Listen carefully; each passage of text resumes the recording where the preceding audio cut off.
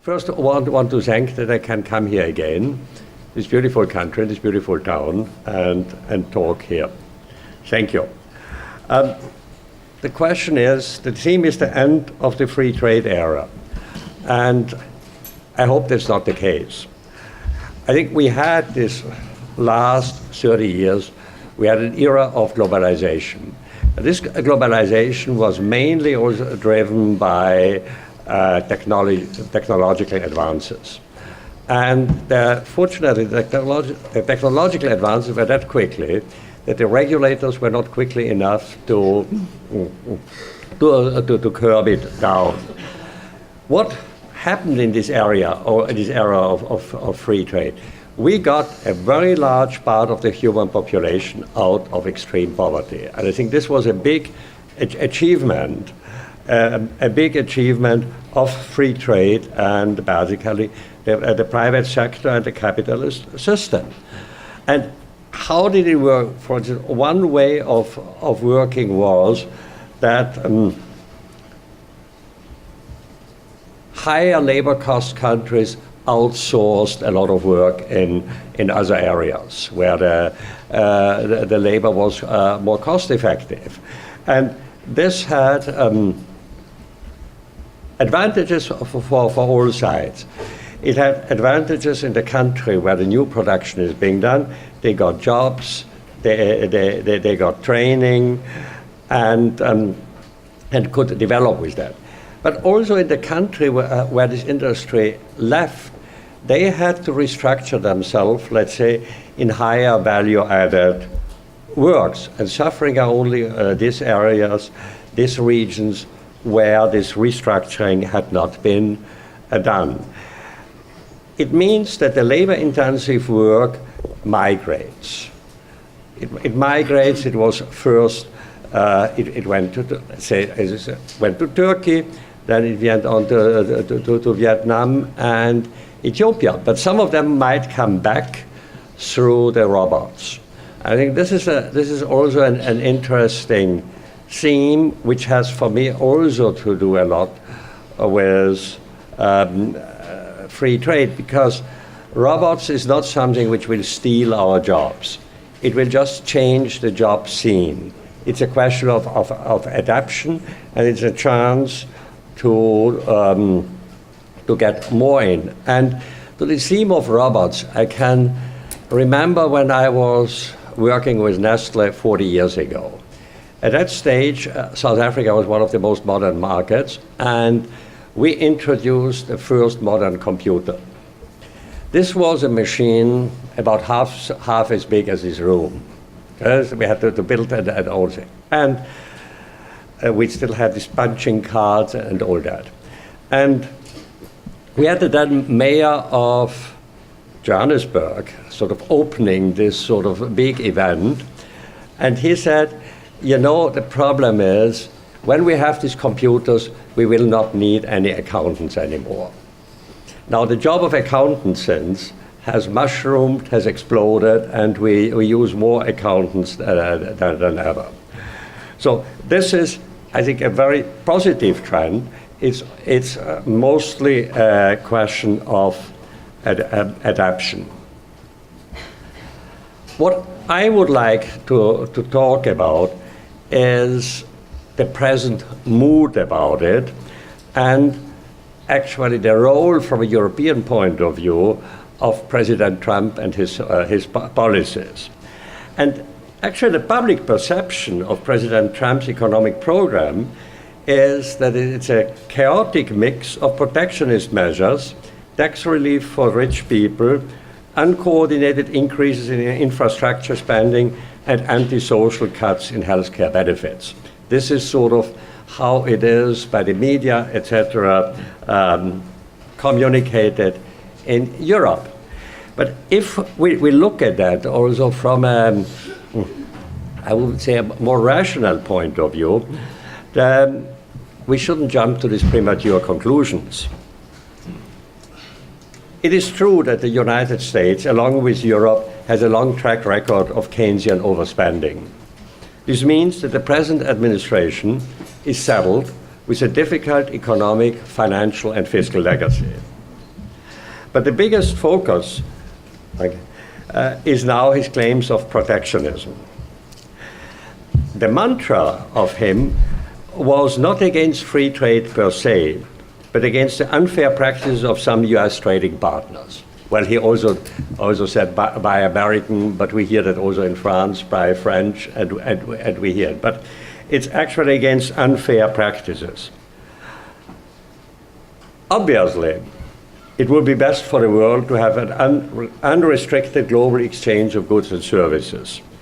Realistically, however, every country will have its restrictions. This is an unfortunate fact. Restrictions can make sense for a very short period of time to make it able to adapt, but it shouldn't be correct. It's correct that the US has a huge trade deficit with China, and that the US imposes fewer restrictions on trade and business in general than China does.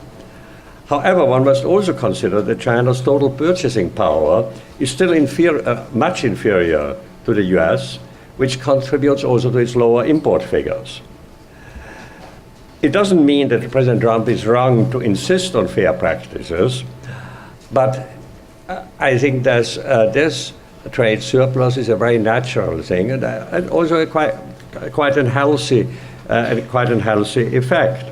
And money is coming back through the US because it's not a one side, just a relation of goods and services changing.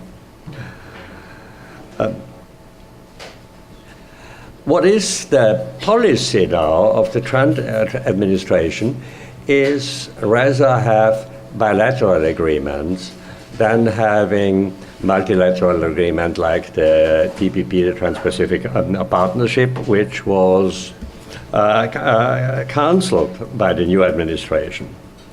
But I think it's not a question whether you have multilateral or bilateral relations. Bilateral relations, when the contracts are made well, can be a lot better than a multilateral one, because multilateral usually have quite a lot of regulations in it. So I don't think it is necessarily protectionist, and we hope that that's not going to be the case. The typical thing is that most of the people who are now upset in Europe about this cancelling of TPP and of this trade thing are these people who demonstrated against the TTIP, the European partnership with the US. And this is quite hypocritical. What is dangerous, I would say, is this 20% border adjustment tax. This could be quite dangerous, but from what I hear, it doesn't have much chances to go through Congress.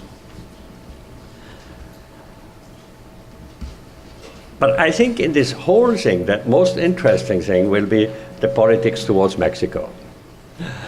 Mexico is hardly affected because Mexico used to be a place for low-cost manufacturing services for US companies. So it was a bit the backyard of the US. And it was mostly producing in these areas of San Luis Potosi and Monterrey, but not necessarily the whole country.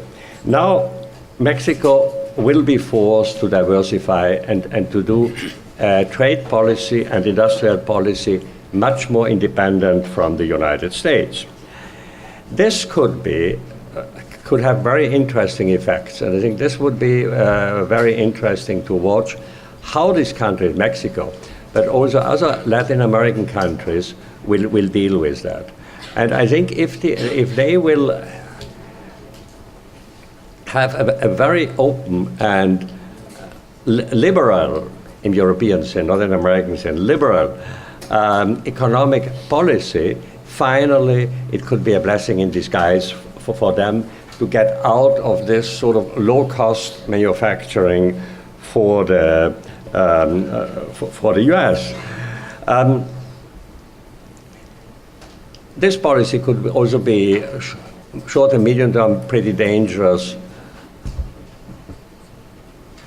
is that all right? Pretty dangerous for the US. First, they might lose their main market for agricultural exports. And secondly, protectionist politics are never good for innovation. It curbs competition.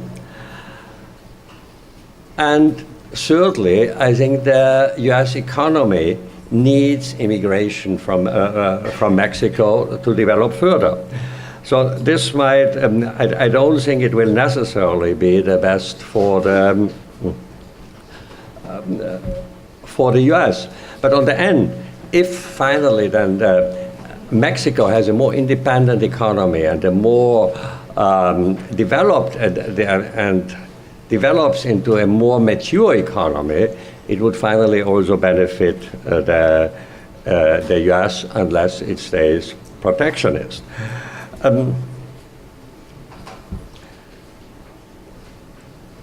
I think there is one thing which actually the Trump administration has right and could make the US more competitive is reducing the regulatory level.